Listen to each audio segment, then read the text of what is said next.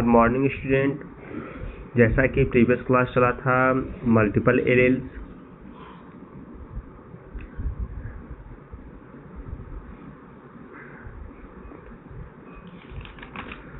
एरेल्स, बहु एरेल्स, ठीक है ना। तो उस पर क्वेश्चन की चर्चा हुई थी, उनमें जो जितने क्वेश्चन आए थे 2-3 उस पर चर्चा हुई थी और सभी क्वेश्चन हमने बताए थे भी आपको, और आप लोगों के द्वारा कोई प्रॉब्लम क्रिएट नहीं हुई, ना ही कोई ग्रुप में मैसेज आया। तो आई होप कि आपको ये टॉपिक समझ में आई होगी, ठीक है। आज हम लोग पढ़ेंगे बहुप्रभाविता। तो प्लियोट्रॉपी इसको कहते हैं। चलिए, जो टॉपिक है ये नाम से ही क्लियर है, इसमें कुछ सोचना है नहीं। टॉपिक है बहुप्रभाविता, ठीक है ना। बहुत सारे प्रभाव, मतलब जो जीन होंगे, ठीक है, वह उसका जो प्रभाव होगा वह एक से अधिक होगा, ठीक है। तो कह रहा है कि जब एक जीन एक से अधिक फिनोटाइप को प्रभावित करता है, जब एक जीन एक से अधिक फिनोटाइप को प्रभावित करता है, एक जीन है वह आपका एक से अधिक फिनोटाइप को प्रभावित करता है, तब यह घटना क्या कहलाती है? बहुप्रभाविता कहलाती है। जब एक जीन एक से अधिक फिनोटाइप, मतलब चर्चा हुई है बार बार, ठीक है ना। दृश्य प्रारूप मतलब कि प्लांट्स जो होंगे या जो एनिमल्स होंगे उसके बाह्य कैरेक्टर्स, उसके फिजिकल जो कैरेक्टर्स होंगे, उसके जो फिजिकल लक्षण होंगे, बाह्य लक्षण होंगे, उसको देख के हम लोग आइडेंटिफाई कर लेंगे, बता देंगे उसके बारे में जानकारी ग्रहण कर लेंगे। तो यह कैरेक्टर आपका फिनोटाइप के अंतर्गत आते हैं। अब यही जो कैरेक्टर्स है वह बहुप्रभावी है। कह रहा है कि जब एक जीन एक से अधिक फिनोटाइप को प्रभावित करता है तब यह घटना क्या कहलाती है? बहुप्रभाविता कहलाती है। बहुप्रभाविता प्रदर्शित करने वाले जीन को बहुप्रभावी जीन कहते हैं, ठीक है ना। बहुप्रभाविता जो जीन प्रदर्शित करेंगे उनको बहुप्रभावी जीन कहते हैं। चलिए, उदाहरण है आपका सिकल सेल एनीमिया, ठीक है। उदाहरण आपका है सिकल सेल एनीमिया। कह रहा है कि सिकल सेल एनीमिया में जीन का बहुप्रभाविता एक से अधिक प्रभाव होंगे। तो जो सिकल सेल एनीमिया है इसमें जीन का पहला जो प्रभाव, हमने कहा था एक से अधिक प्रभाव को शो करेंगे। तो सिकल सेल एनीमिया में जो जीन होते हैं उसका जो पहला प्रभाव है कि असामान्य हीमोग्लोबिन का निर्माण करना, एचबी का, असामान्य हीमोग्लोबिन एचबी का निर्माण करना, ठीक है। तथा दूसरा जो है आरबीसी को हसियाकार बना देना। पहला एक ही जीन है, वह जो जीन होगा सबसे पहला जो कार्य करेगा सबसे पहला जो प्रभावी कार्य करेगा वह सबसे पहला जो प्रभावी कार्य उसका होगा वह होगा कि वह असामान्य हीमोग्लोबिन एचबी का निर्माण कर देता है, असामान्य हीमोग्लोबिन का निर्माण कर देना। तथा दूसरा जो है वह दूसरा आपका है आरबीसी को हसियाकार बना देना, ठीक है ना। तो यही चर्चा हो रही है कि जो जीन होंगे उसका एक से अधिक जो प्रभाव होगा वही आपका क्या कहलाएगा? बहुप्रभावी कहलाएगा। चलिए देखिए यहाँ पे फिनाइलकीटोन्यूरिया कह रहा है कि यह रोग एक अप्रभावी जीन के कारण होता है, ठीक है ना। तो यह जो रोग है वह एक आपका अप्रभावी जीन के कारण होता है, चाहे जीन अप्रभावी हो चाहे प्रभावी हो, एक से अधिक कैरेक्टर्स शो होंगे उसके, ठीक है, तभी वो बहुप्रभावी होगा। यह रोग एक अप्रभावी जीन के कारण होता है। इस लक्षण का अध्ययन सर्वप्रथम सर आर्चिबाल्ड गैरेट ने किया था। चलिए आगे देखिए, फिनाइलएलैनिन कह रहा है कि एमिनो अम्ल का उपयोग उपापचयी पथ में होता है। एमिनो अम्ल आ गया, तो कह रहा है कि एमिनो अम्ल का जो उपयोग है यह आपका मेटाबॉलिज्म उपापचयी पथ में होता है। प्रत्येक पथ में अनेक एंजाइम भाग लेते हैं। जो प्रत्येक पथ होते हैं एमिनो एसिड के टूटने के, उनमें अनेक एंजाइम भाग लेते हैं। तो थोड़ा सा चर्चा कर लें कि जो एमिनो एसिड है यह आपका कहाँ से आएगा, ठीक है ना। तो देखिएगा, जो एमिनो एसिड होते हैं यह एक चेन के रूप में जुड़कर प्रोटीन्स का निर्माण करते हैं। जो एमिनो एसिड होते हैं यह एमिनो एसिड होते हैं या एक चेन श्रृंखला के रूप में जुड़कर amino acid formation of proteins, ठीक है। जो इम्यूनो एसिड होती है वो एक श्रृंखला में जुड़कर प्रोटीन्स का निर्माण करती हैं। तो जो प्रोटीन्स होती हैं वो पॉलीमर ऑफ एमिनो एसिड होती हैं। Polymer of amino acid is called protein. ठीक है, चलिए, तो कह रहा है कि जब वो प्रोटीन्स टूटेंगी, जब उसका डाइजेशन होगा मेटाबॉलिक के थ्रू या उपापचय के दौरान, जब इम्यूनो प्रोटीन्स का पाचन होता है तो एमिनो एसिड में टूटती है, एमिनो एसिड में कन्वर्ट होती है। ठीक है ना। अब कह रहा है कि ये एमिनो एसिड भी आपका एज कन्वर्ट होगा आपका आगे यूरिन में, तो यूरिया में कह लीजिए, तो यह भी आपका टूटेगा, ब्रेक होता है। ठीक है ना। तो कह रहा है कि एमिनो अम्ल का जो उपयोग होता है वो उपापचयी पथ में होता है। ठीक है। प्रत्येक पथ में अनेक एंजाइम भाग लेते हैं। जब एमिनो एसिड का पाचन होगा तो उसमें स्टेप बाय स्टेप उसका डाइजेशन होता है, पाचन होता है, और उस प्रत्येक स्टेप में आपके प्रत्येक या विशेष रूप से एंजाइम पार्टिसिपेट करते हैं। कह रहा है कि किसी भी एक एंजाइम का निर्माण न होने पर, अब जो स्टेप बाय स्टेप जो एंजाइम का फॉर्मेशन हो रहा है, प्रोटीन एमिनो एसिड टूट रही हैं, उनमें कह रहा है कि किसी भी स्टेप पे मान लीजिए कि एंजाइम का निर्माण न हो। ठीक है ना। एंजाइम का निर्माण न हो तो यह पथ आपका पूर्ण नहीं होगा। यह पथ आपका पूर्ण नहीं होता है, जिससे डिजीज है या जो रोग उत्पन्न हो जाते हैं। आगे कह रहा है कि एक अप्रभावी जीन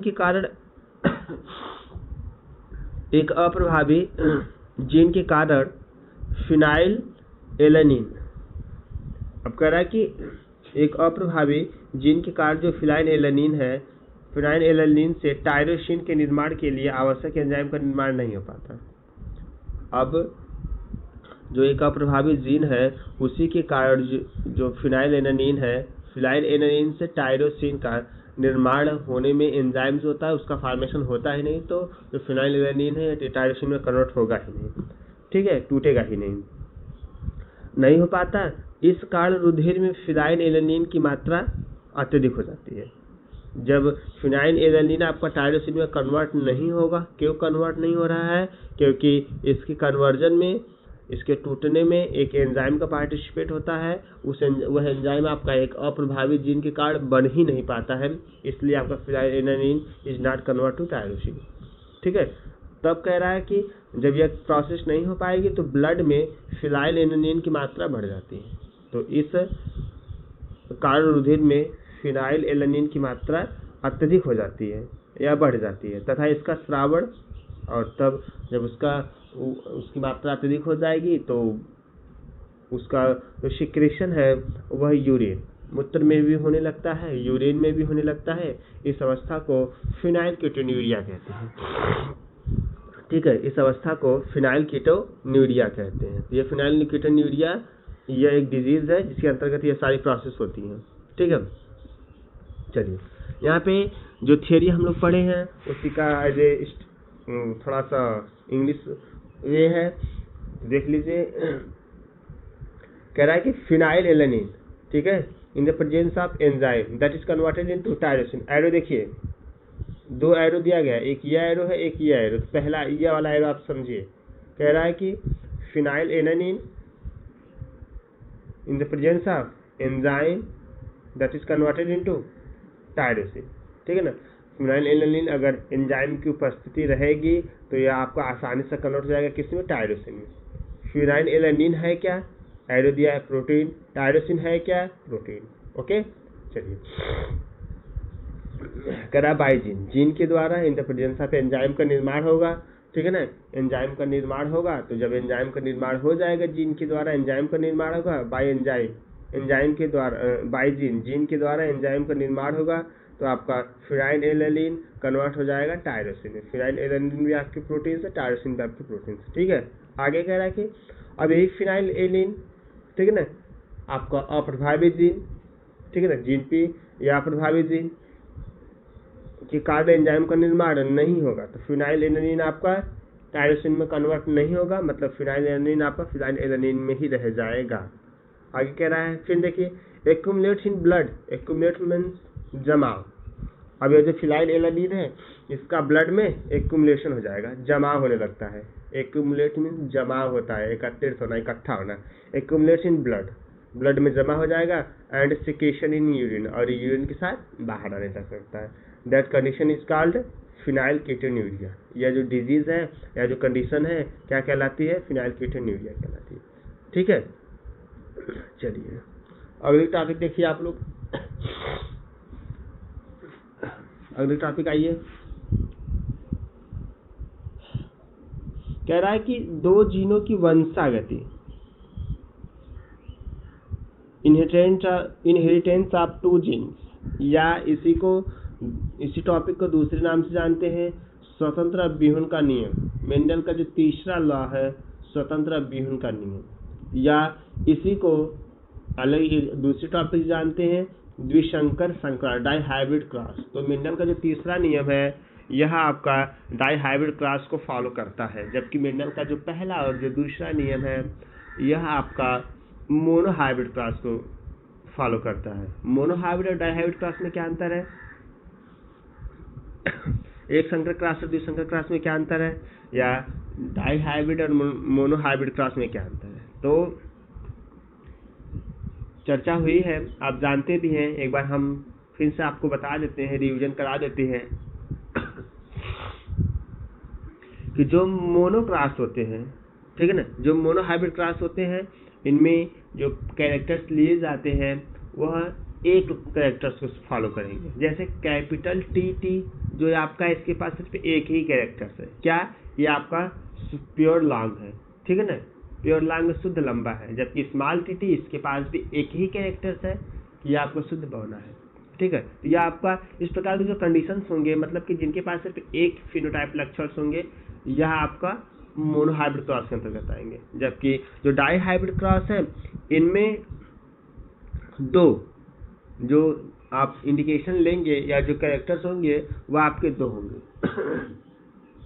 जैसे इसके अंतर्गत एग्जांपल्स आपको आएंगे कैपिटल आर कैपिटल वाई, ठीक है ना, कैपिटल आर और कैपिटल वाई और स्मॉल आर स्मॉल वाई। तो चर्चा होगी उसकी, तो डाई हाइब्रिड क्रॉस का जो एग्जांपल आपको आगे मिलेगा, ठीक है, आप अंतर स्पष्ट रखिएगा बस। चलिए कह रहा है कि वह संकर जिसमें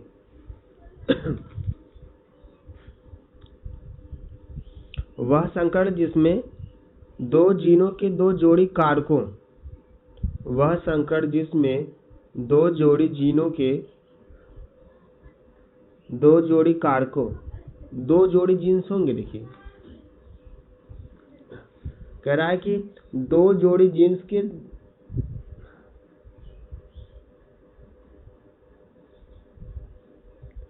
दो जोड़ी जीन होंगे, जीन्स, और इनके दो जोड़ी कारक भी होंगे।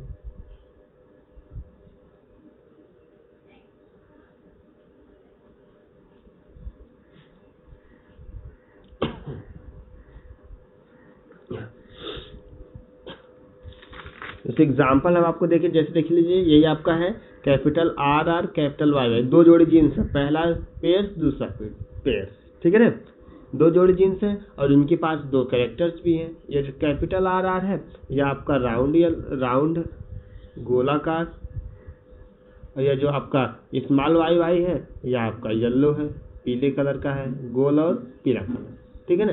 तो इसमें जो डाई हाइब्रिड क्रॉस होंगे इसमें दो जोड़ी जीन्स होंगे, मतलब, और दो जोड़ी जब जीन्स होंगे जिसके पास दो कैरेक्टर्स भी होंगे, दो जोड़ी कारक भी होंगे। जैसे एग्जांपल यहाँ पे दिखाया गया है कि कैपिटल आर और कैपिटल वाई, ठीक है ना, तो दो जोड़ी जीन्स है, दो जोड़ी जीन्स होंगे, एक ये हो गया आपका, एक ये हो गया, कैपिटल आर एक जोड़ी हो गया और स्मॉल और कैपिटल वाई एक जोड़ी हो गया। तो दो जोड़ी जीन्स होंगे और इनके पास दो जोड़ी कारक भी होंगे, मतलब दो कैरेक्टर्स होंगे। कैपिटल आर शो करेगा आपका राउंड गोल और कैपिटल वाई शो करेगा आपका येलो, ठीक है ना। यही कह रहा है यहाँ पे वह संकर जिसमें दो जीनों के दो जोड़ी कारकों, वह संकर जिसमें दो जीनों के दो जोड़ी कारकों अर्थात एलील्स की वंशागति का अध्ययन किया जाता है। वह कैरेक्टर जिसमें दो जोड़ी जीनों के दो जोड़ी कारकों अथवा एलिल्स की वंशागति का, तो कारकों अथवा एलिल्स, ठीक है ना, ठीक है ना, एलिल्स का अध्ययन, एलिल्स की वंशागति का अध्ययन किया जाता है, द्विसंकर संकर कहलाता है। अब इसमें कोई डाउट नहीं चाहिए, ऐसा संकर जिसमें दो जोड़ी कारकों अथवा एलिल्स की वंशागति का अध्ययन किया जाता है, द्विसंकर संकर कहलाता है। कह रहा है कि मेंडल ने इस हेतु मटर की ऐसी दो शुद्ध प्रजननीय किस्मों का जनक के रूप में चुनाव किया जो निम्न है। अब कह रहा है कि आप जानते हैं, पहले ही चर्चा हुई है कि जो मेंडल्स हैं उनको फादर ऑफ जेनेटिक्स कहा जाता है। तो उन्होंने जो एग्जाम्पल में जो प्लांट्स लिए थे वो आपका कौन सा था, मटर का पौधा, ठीक है ना। तो मटर के पौधे में आपको 2 मिल गए, ठीक है ना, पी प्लांट में आपको 2 मिल गए, पी प्लांट में आपको 2 मिल गए। एक हो गई आपकी स्वीट पी और एक हो गई आपकी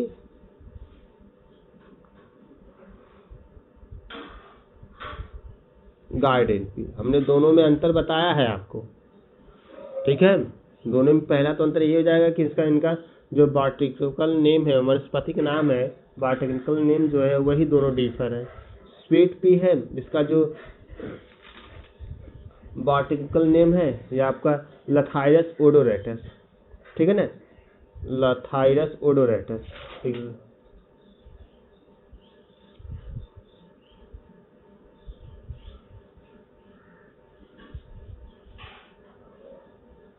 ये इसका वनस्पतिक नाम हो गया। चलिए, जो गार्डन पी है इसका वनस्पतिक नाम चर्चा हुई है, पायसम सैटिवम, पायसम सैटिवम। अंतर, पहला अंतर। दूसरा अंतर कि जो मेंडल से उन्होंने किस पौधे पर अपना अध्ययन किया था, स्वीट पी की गार्डन पी। तो ऑप्शन होगा आपका यहाँ पे गार्डन पी, ठीक है। टॉपिक चाहिए कह रहा है कि तो मेंडल ने इस हेतु मटर की ऐसी 2 शुद्ध प्रजननीय पौधों को लिया, कुछ चुनाव किया जो निम्न है। उन्होंने चुनाव किया था कि पहला जो मटर कैरेक्टर थे बीज का आकार, पहला लक्षण था बीज का आकार। तो बीज का आकार कैसा, गोल बीज हो सकते हैं और कैसे हो सकते हैं, झुर्रीदार बीज। झुर्रीदार बीज की चर्चा हुई थी जब मेंडल्स रूल हमने शुरू किया था, ठीक है। गोल बीज और झुर्रीदार बीज पहला लक्षण हो गया बीज का। दूसरा जो लक्षण है वह बीज का रंग है, ठीक है। पहला लक्षण आपका बीज का आकार हो गया, गोल बीज और झुर्रीदार बीज। दूसरा जो लक्षण है वह बीज का रंग हो गया, ठीक है ना। इसमें आपका पीला हो जाएगा और आपका ग्रीन हो जाएगा। देखिए, अर्थात पीला रंग व गोल आकार। देखिए यहाँ से पीला रंग और गोल आकार। पीला रंग व जो गोल आकार होगा यह आपका प्रभावी लक्षण होगा, तथा हरा रंग व झुर्रीदार जो आकार होगा यह आपका अप्रभावी होगा। तो यहीं पे क्लियर हो गया, ठीक है। यहीं पे क्लियर हो गया कि जो पीला रंग होगा और आपका जो पीला रंग होगा आपका और जो गोल बीज होंगे इनके जो यह होगा पहला जो यह आपका प्रभावी लक्षण को शो करेंगे, जो दूसरा वाला होगा आपका हरा रंग और झुर्रीदार बीज ये आपके अप्रभावी शो करेंगे। चलिए देखिए आगे, कैपिटल वाई बराबर प्रभावी रंग के लिए, कैपिटल वाई प्रभावी रंग के लिए होंगे, ठीक है। स्मॉल वाई अप्रभावी रंग के लिए होंगे। कैपिटल आर आपका बीज के प्रभावी गोल आकार के लिए होंगे, जबकि आपका स्मॉल जो आर होगा यह बीज के अप्रभावी झुर्रीदार आकार के लिए, ठीक है। तो कैपिटल इसमें आप देखिएगा आगे इसकी जरूरत पड़ेगी आपको, आगे जो है इसकी जरूरत पड़ेगी जब हम आप पुनेट चार्ट या जो क्रॉसिंग के प्रोसेस है उसको दिखाएंगे, तो वहाँ पे आपको जो सीक्वेंस मिलेंगे पौधों के 16 मिलेंगे।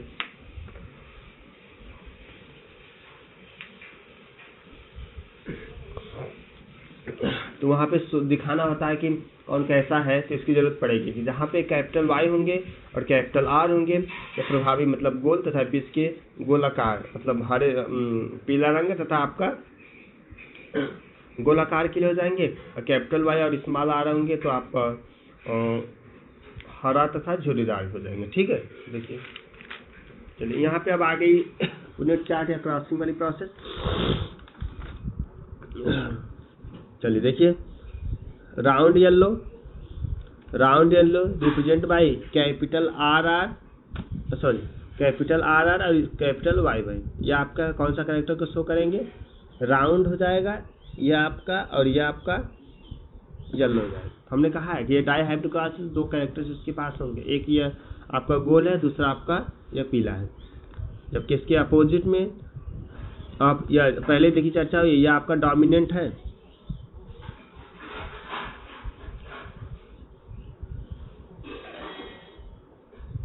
ये आपका डोमिनेंट है, ये आपका रिसेसिव। ठीक है ना। जो अप्रभावी है वो आपका रिंकल्ड ग्रीन। ठीक है ना, रिंकल्ड ग्रीन हो जाएगा आपका। तो रिंकल्ड को represent by small R R, और यह आपका ग्रीन स्मॉल वाई।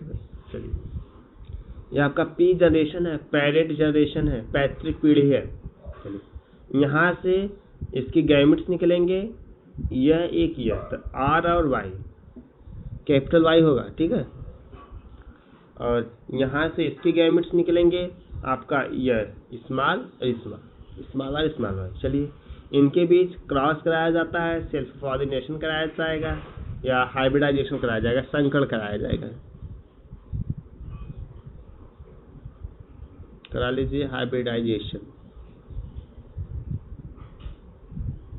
संकरण कराया जाएगा तो आपको मिलेगा राउंड और येलो, प्रभावी वाला, according to Mendel's first law, प्रभावी वाला।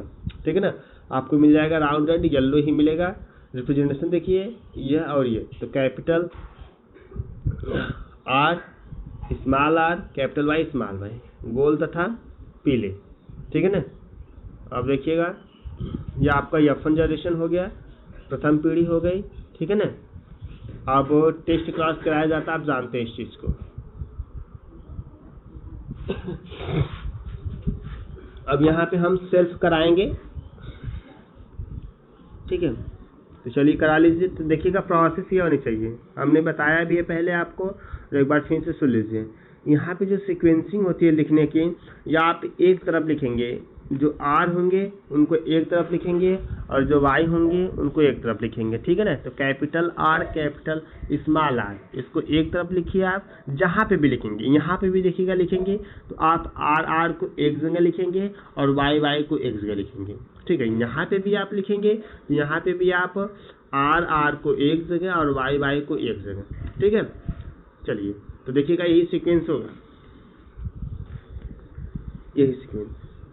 पहले हम आर को लेंगे तो एक बार इसके साथ जाएंगे वाई के साथ, फिर इसी स्मॉल कैपिटल आर को लेंगे, स्मॉल वाई के साथ जाएंगे। ठीक है, यह हो गया। अब स्मॉल आर को लेंगे तो इसको लेंगे तो एक बार इसके साथ जाएंगे, फिर इसी को लेंगे एक बार इसके साथ जाएंगे। ठीक है, तो वही देखिएगा सीक्वेंस यहाँ पे दिखाया गया है। पहले कैपिटल आर को लेंगे तो कैपिटल वाई के साथ आएंगे, तो कैपिटल आर कैपिटल वाई। ठीक है ना। फिर आपका कैपिटल आर स्मॉल वाई, तो कैपिटल आर और स्मॉल वाई हो गया। चलिए अब आएंगे स्मॉल आर पे, स्मॉल आर और कैपिटल वाई, तो स्मॉल आर और कैपिटल वाई, स्मॉल आर और small Y, small R Y.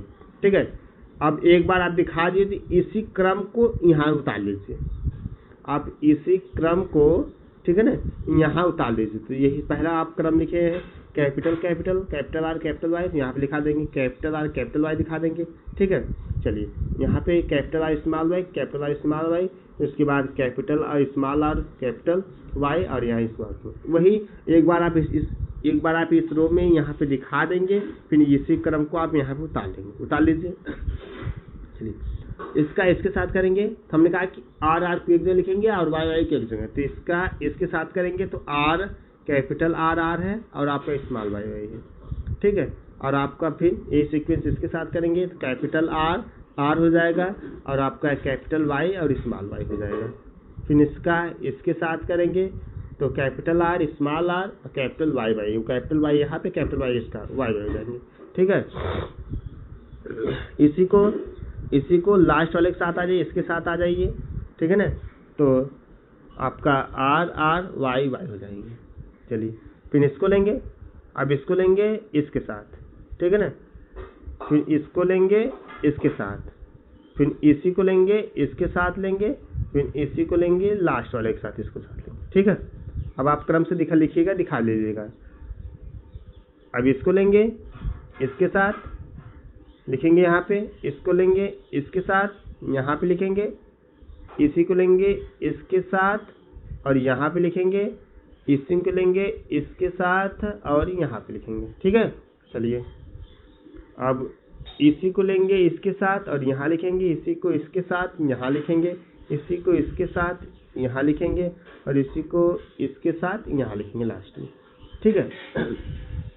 और हमने कहा था पीछे थोड़ा सा आ जाइए कि इसकी ज़रूरत पड़ेगी, देखिएगा आपको इसकी ज़रूरत पड़ेगी। कैपिटल वाई कैपिटल आर क्या कौन कौन से क्या है, आ जाइए। कैपिटल आर कैपिटल वाई है तो कैसे हो जाएंगे, प्रभावी हो जाएंगे। प्रभावी मतलब गोल तथा पीले। कैपिटल आर कैपिटल वाई इसमें भी है, गोल तथा पीले। कैपिटल आर कैपिटल वाई है, गोल तथा पीले। कैपिटल आर कैपिटल गोल तथा पीले। कैपिटल आर कैपिटल वाई है, गोल तथा पीले हो जाएंगे। कैपिटल आर तो है लेकिन कैपिटल वाई नहीं है, छोड़ दीजिए।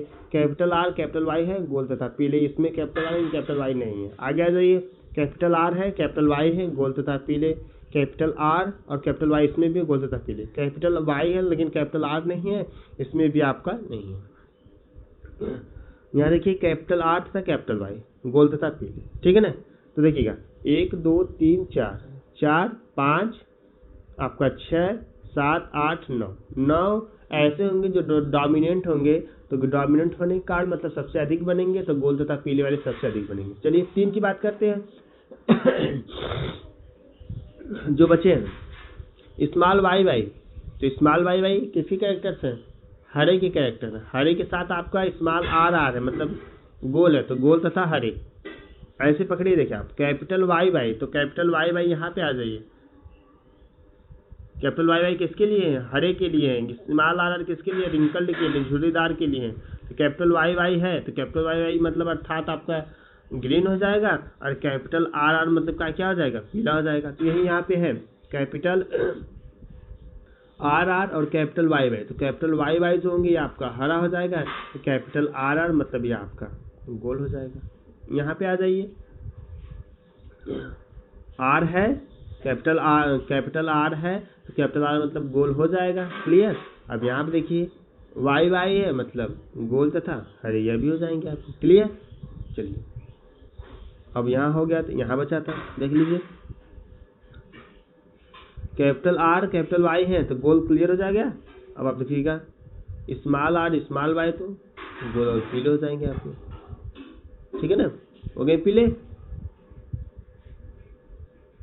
अरे भाई पीले के लिए आप वाई होना चाहिए नहीं, कैपिटल तो कैपिटल वाई देखिएगा यहाँ पे है, तो यह वाई इस पर डोमिनेंट हो जाएगा, जो यह वाई है इस पर डोमिनेंट हो जाएगा, ठीक ना। तो वाई मतलब यह डोमिनेंट मतलब यह पीला हो जाएगा, इसका कैरेक्टर छिप जाएगा। यह आर इस पर प्रभावी हो जाएगा, तो यह अपना कैरेक्टर शो करेगा, इसका कैरेक्टर छिप जाएगा। तो यह गोल तथा पीला। यहाँ देखिए इसमें स्मॉल आर आर आ जाइए। स्मॉल आर आर कैसे हैं, झुर्रीदार है, तो स्मॉल आर आर झुर्रीदार। स्मॉल वाई वाई आ जाइए पीला, झुर्रीदार तथा पीले, इस पे आ जाइए। स्मॉल आर आर मतलब झुर्रीदार, कैपिटल वाई प्रभावी हो जाएगा, तो कैपिटल वाई मतलब पीला हो जाएगा, ठीक है। ये हो गया। यहाँ पे देख लीजिए कैपिटल स्मॉल वाई मतलब चले जाइए ग्रीन हो जाएगा, वहाँ देखिए स्मॉल वाई मतलब ग्रीन हो जाएंगे। स्मॉल वाई यहाँ पे ग्रीन हो गया, ग्रीन आ जाइए, हरे हो जाएंगे, और कैपिटल आर है तो गोल हो जाएंगे, ठीक है ना। यहाँ पे भी आर आर है स्मॉल मतलब कि झुर्रीदार पीले, तो ये आपका इसमें कोई संकोच नहीं है। स्मॉल आर आर जो देखिए पैट्रिक से, जो पैट्रिक आपको यहाँ मिला है तो झुर्रीदार तथा हरे, ठीक है ना। यह रही आपकी अप टू जनरेशन।